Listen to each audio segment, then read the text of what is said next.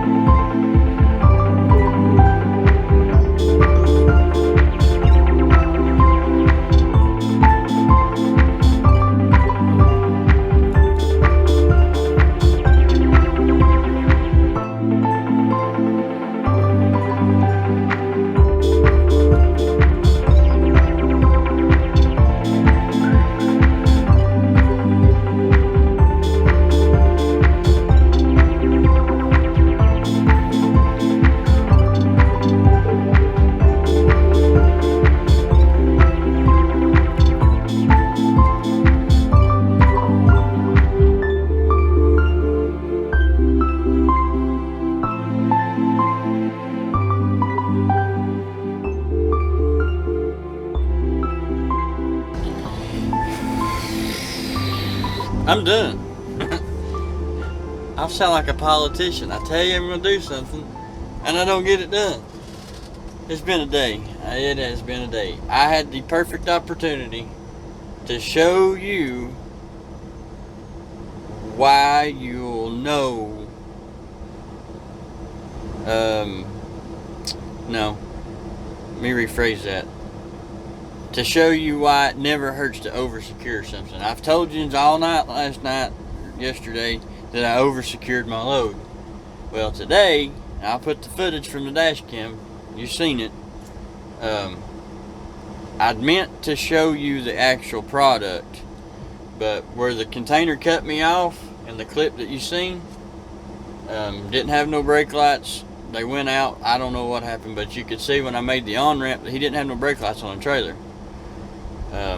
But anyways, he had slammed, I don't know if he wasn't paying attention or what, but he slammed on the brakes twice, and I don't ever slam on my brakes, especially when I'm hauling coils.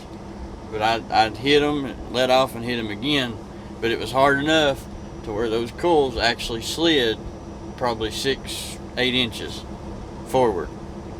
And I had enough securement on it that even though it slid, it still was secured. Now, I could have maybe done it a little bit different and put something on the front pulling backwards, but it's one of those things they don't want chains touching them. So that's the only problem you have sometimes. That was kind of one of those freak deals. DOT guidelines, recommendations, whatever you want to call it, say you have to have half, for your securement, you have to have half the weight on your straps. I know what I'm trying to say. For instance, if you've got an 8,000 pound object, according to DOT, you have to have 4,000 pounds worth of securement. 4-inch straps are 5,400 pounds. None of those coils weighed over 9,000 pounds. On the front two, I had 3 4-inch straps. That's 16,200 pounds worth of securement. For a 8,000 pound, I think one of them was 8,000 pounds. No, the front one was like 75. The next one, it was like 8,000 pounds. But it goes to show you that stuff can go wrong. So always secure your load. And also, it shows you that you should do a pre-trip and make sure you have brake lights. But nobody got hurt. They were kind of iffy about unloading it, and that was why I didn't get to record anything, because when they seen it, they kind of panicked. Which, I mean, they have all right to. And it was making my day kind of rough. So then we headed up to the yard and picked up the load we got now. That actually, I'll go through it first. It's got 5 stops on it. I picked it up at our yard. It's got 5 stops on it. The first one's in Philadelphia. Second one, I'm going to do the second one in out on Long Island. The third one is in West Wyoming, Pennsylvania. And then the other 2, one's in Livonia, Michigan, and the other one is in Hale, Michigan. So, and it's actually, I've not had a load, I don't think I've had, this is what we call heavy press, and I was really wanting to get footage of it. I'll get to that in a second, so you guys could see the difference in them, and I'll try to get it before I get it all unloaded. But it's the same principle. We have to go through, we don't have to, but I do, go through and find the stops and make it all work. You know, we know where it's at on the trailer. But heavy press is usually big pieces of the extruded aluminum we haul. The light press that we call it is the ones you guys have seen where we've got all those multiple boxes and they've got little pieces in the boxes. That's kind of the difference.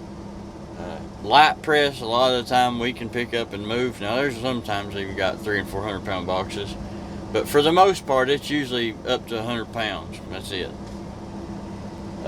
But heavy press is usually heavy stuff. So I'll go over that sometime. Hopefully I'll get it next week.